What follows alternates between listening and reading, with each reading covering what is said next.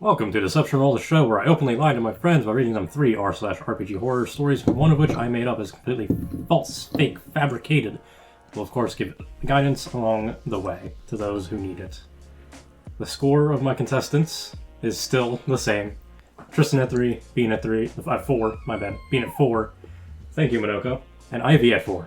So, no one got the last one right. Nope. I thought about making a punishment for that, but I didn't. What would be the punishment? Don't know. That's why it didn't happen. You must drink a glass of mouthwash. I thought about just making all the next ones lies, but that requires me to write 3 stories. All of them are true, actually. Something like that. I was like, haha. And you're the because liar. you got them all wrong. You're the liar. rules change on you. But I didn't feel like doing anything. Anyway, our first story by user Alandor5. This was an online play-by-post game of D&D 5e, Curse of Strahd, starting with the Death House. Our characters were recently taken by the mists of Ravenloft and wound up there. Our characters had a short meet and greet scene at the very start where they would be talking about themselves. All of them were Forgotten Realm or similar D&D-esque worlds, all except one, who I'll call the Isekai protagonist. His character's backstory was that he was from the real world and was about to be hit by a truck, but right before the impact, he was engulfed by mists of Ravenloft and wound up here. This was all he had to say about it. The character was wearing a black sweatshirt with a hoodie, and the sweatshirt supposedly had some anime character on it. Don't remember which one. And in character, he kept dropping casual references to various anime or movies, or basically anything pop culture related. The character was also a rogue, dual-wielding wakizashi, using the stats for short swords, I assume. The game was described to be a regular Curse of Strahd 5e game, but the DM somehow approved this character. Well, whatever. I tried to roll with it, even after it became clear just what this character is, and hoped Isekai protagonist wouldn't be too annoying. The other players seemed to adopt a similar approach. Well, Isekai protagonist designated himself as the party leader, and we set off along the road. Eventually we came across a dead body of a man, and Isekai protagonist immediately starts looting the corpse.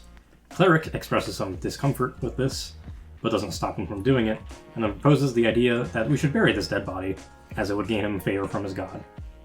The protagonist immediately starts mocking the cleric, ranting about how gods are stupid and only morons worship them, and demands we move on. The rest of our characters knew that offending the gods is a bad idea, and tell the protagonist just that. That only makes him double down and insult the rest of us. Decided to quickly bury the dead body as it wouldn't take long and we weren't in a hurry anyway, so why not indulge the cleric's request? The protagonist gets even more angry and throws some more insult at us and then storms off. We bury the dead body, having a short roleplay scene for a funeral, and then follow the protagonist. We come across the abandoned mansion, Durst Mansion, come inside, and reunite with him. There, he wanted us to apologize for being mean to him. We don't, so he runs off upstairs in a huff. Eventually, we follow him into the musical instruments room, where our fighter fails his save, which means he is forced to dance uncontrollably, while the rest of us are ambushed by enemies. And it seems to be a really tough battle. And you know what? The protagonist shows up, but he doesn't help us. Instead, he just described his character standing in the doorway, watching the show, and making fun of us during the battle. None of the enemies attacked him. One of us goes down, and we eventually manage to prevail, even without his help. Afterwards, there's an in-game argument that eventually became an out-of-game argument. Essentially, we tried getting him to be more of a team player, and said that he should have helped us in the battle. He kept on insisting that it's our own fault for mistreating his character, and eventually started ranting about how horrible we are to his character. The whole time, the DM seemed to be ignoring the out-of-character chat, so I messaged him and asked him if he could talk to the protagonist about his behavior. Since our efforts are seemingly in vain, the DM replied that it's not his problem. I didn't feel like dealing with this any further, especially if this was going to be the DM's attitude going forward, so I just decided to leave the game. No idea if the game continued afterwards, again by user Alandor5. Main character syndrome.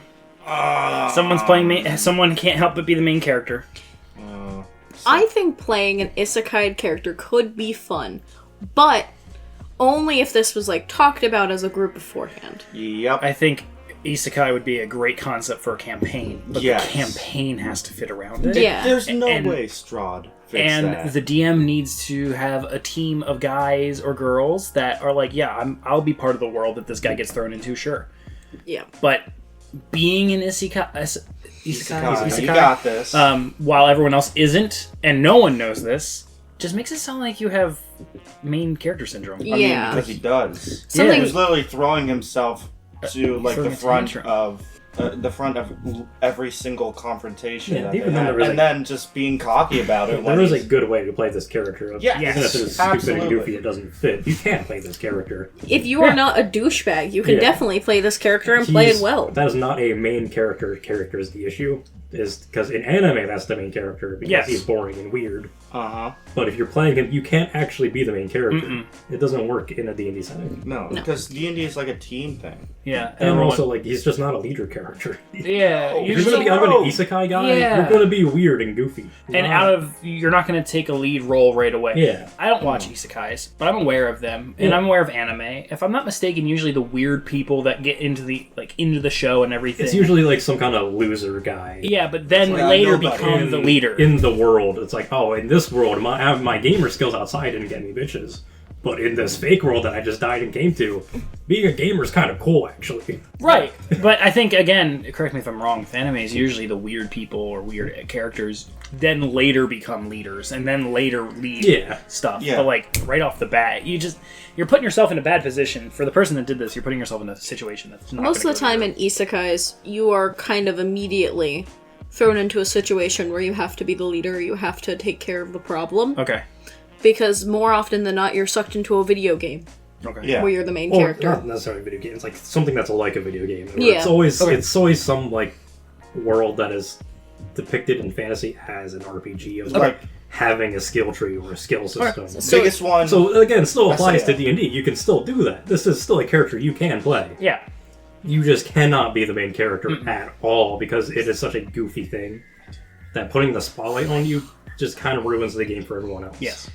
Yeah. Moral of the story, I think for most every single episode and story that we've gone through, this is don't be that person. Yeah. If you become that person, fuck you. Or what we always say, communication. Communication. The DM is also at fault here. a Yes. little bit. I'm assuming So, they're friends. I want to point out, yeah, if they're friends yeah. and buddy-buddy, then yeah, you can get away with more. But as a DM that, let's say, isn't, weird that you're so willing to let this go. Yeah. And clearly there's a chaotic issue. Now, forgive me if I'm wrong, it was an online game. Is it text-based? Yep, post by post. Ugh!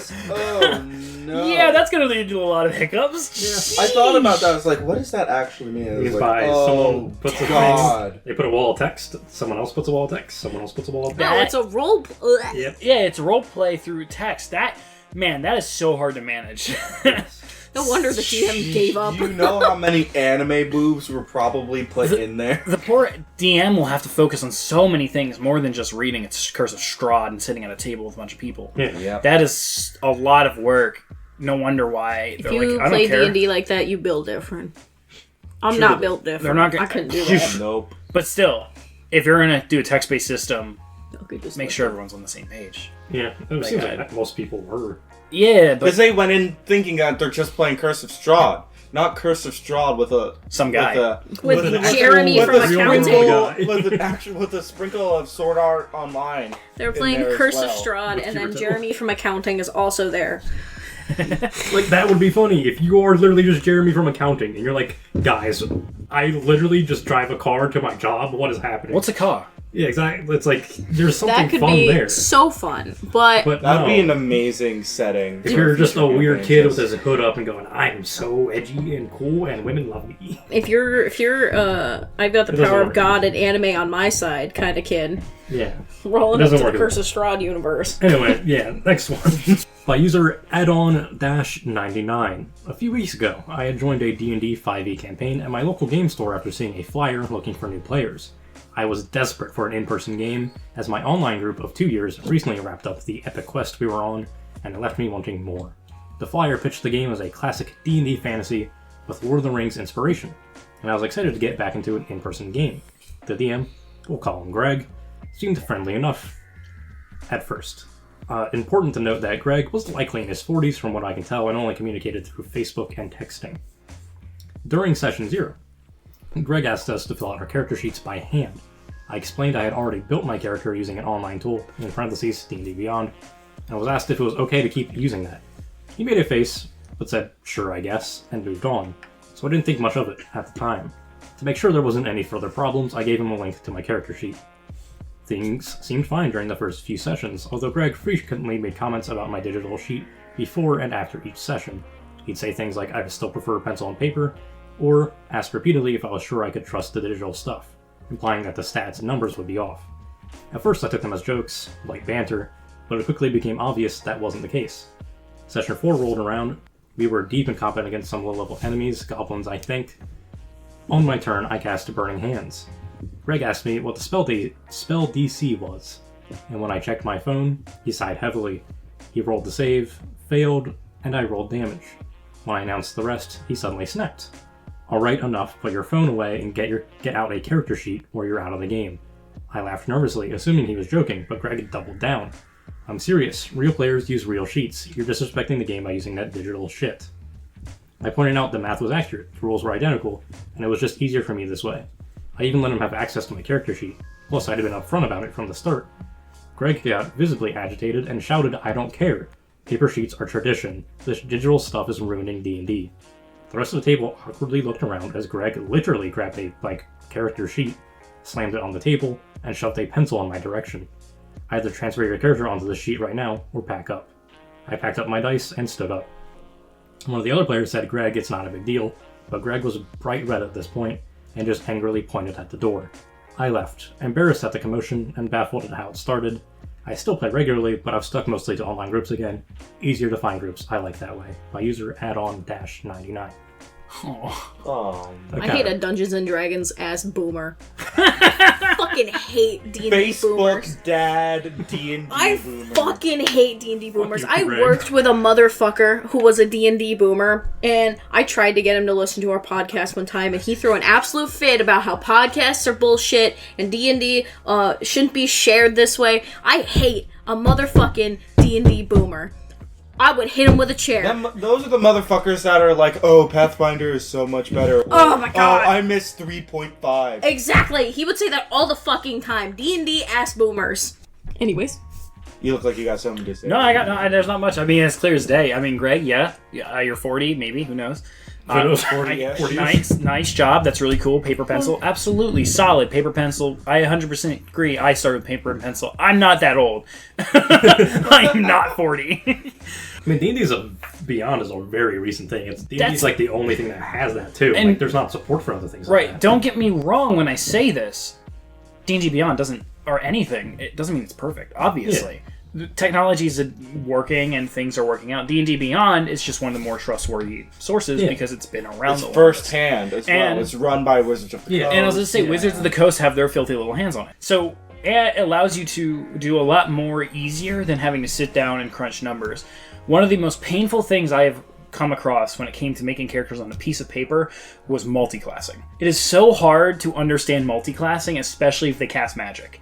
Of different styles, so a third caster and a full caster, or a half caster and a full caster. Yeah. It gets really confusing and a pain in the butt. So 100% use technology to your advantage. Greg, don't be sad. Yeah, Greg, come Greg is afraid of change and doesn't know what his IP address is. Greg. what a weird thing to say. I mean, you can also just not run 5e if you want that to be the case. Like, Yeah. if you're that upset about digital stuff, like I said, 5e is kind of like the only thing that has it.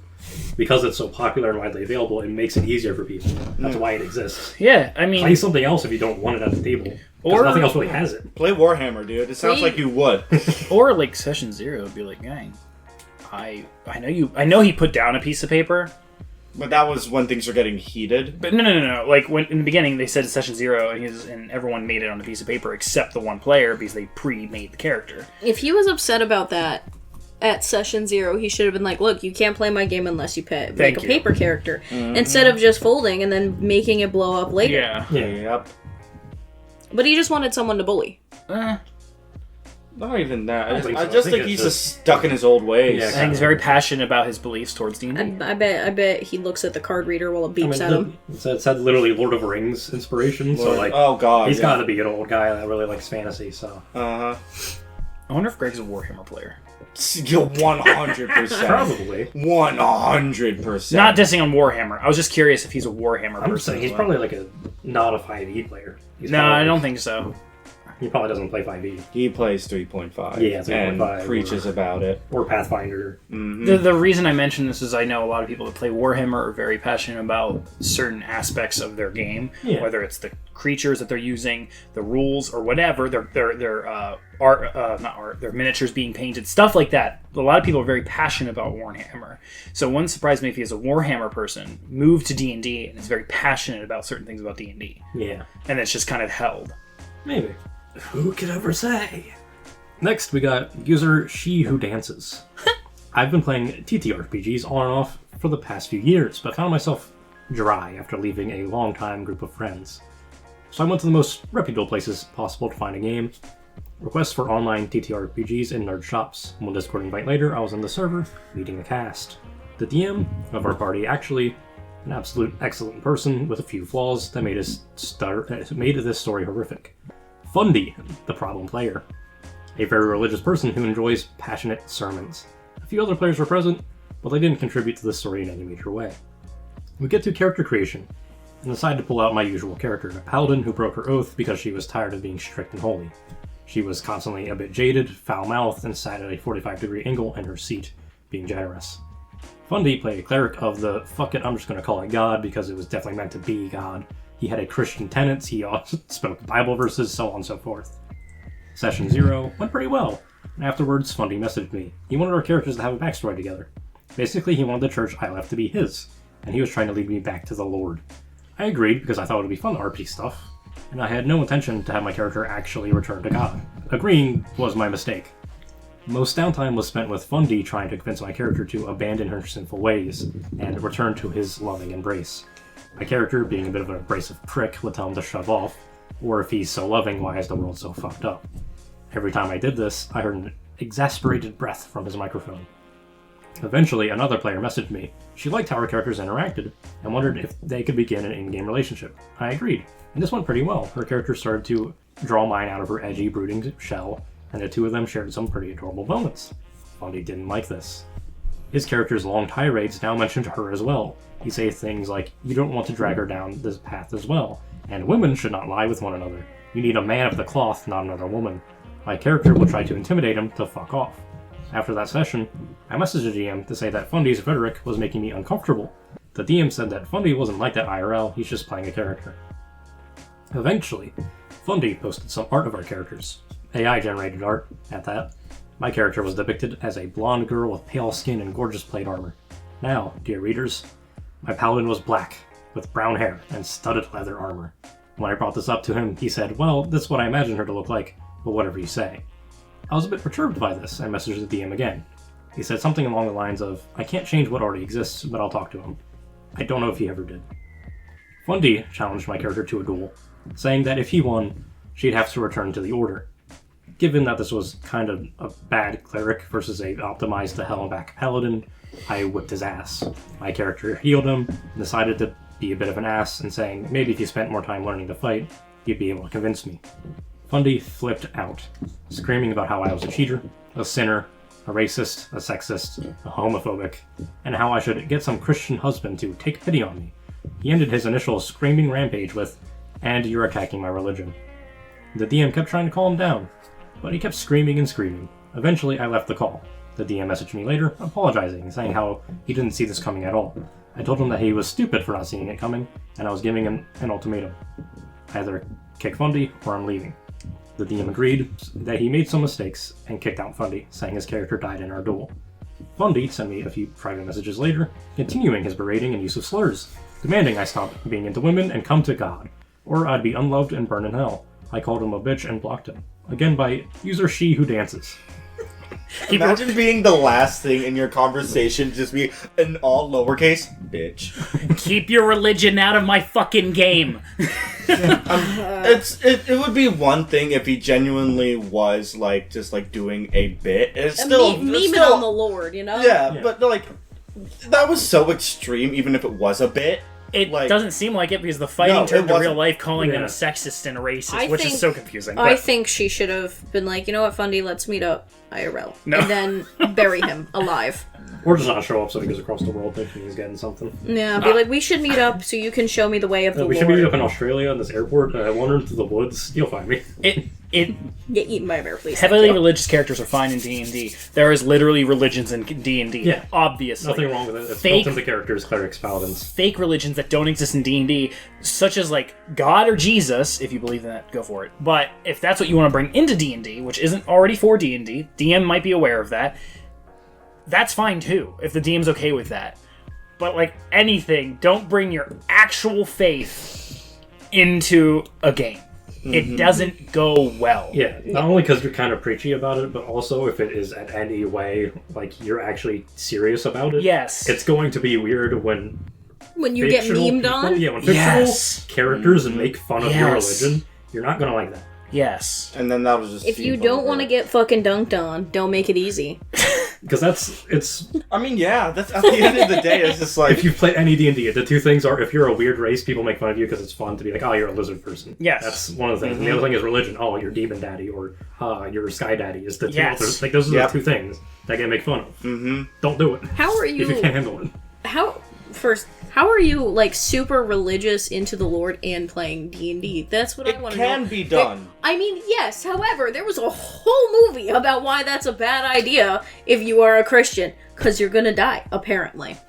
Well, the whole thing, I don't know about it, but I know there's people that play D&D that are heavily religious, and they play a game where there is no gods. There's no gods in D&D. It's just God. And that's how they rule the game. And that's how the game plays. They still, do the killing goblins and stuff, and everything's still the same. It's just that there is no god, there is no demon. That sounds like some. Hey, let's go to youth group Gods, together. excuse me. We'll There's meet no up. like pantheon. Yeah, This it's is youth group. God, That's youth group shit. and then there's hell. Like, those are the things. And The that's actual based people, on Christian. yeah, and people play that, and that's totally That can down. work. That's totally chill. work. But you're playing D&D with people you don't know, and you want to bring your religion into it. Bring it in with the assumption that they're not going to be religiously charged. Or like you in if real you life. want to bring your religion into it, ask if they're into your religion.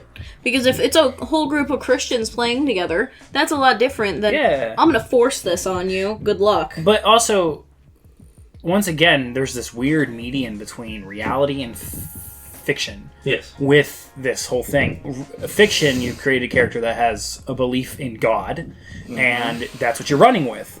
Or God-like being. I'm not sure what that is. But, I mean, apparently it's just basic. It wasn't actually Jesus Christ, but it was, like, it yeah. was Jesus Christ. And you now have brought this idea of, like, oh, one of them is a oath breaker. Sure, I'll, like, make a story with them. The reality is, don't bring your faith into a game. Don't bring certain things into games because most likely no one else is going to agree with you. So if you want to be a religious human, you have Christianity, Catholicism, whatever, go for it. Just assume that no one else does. Yeah. And don't put your literal faith into a board game. Yeah. Don't put your it's not just faith-based either, like moral compasses as well. Like if you believe no one should be murdered, no matter if it's a goblin or a fake character, a video game character, it doesn't matter.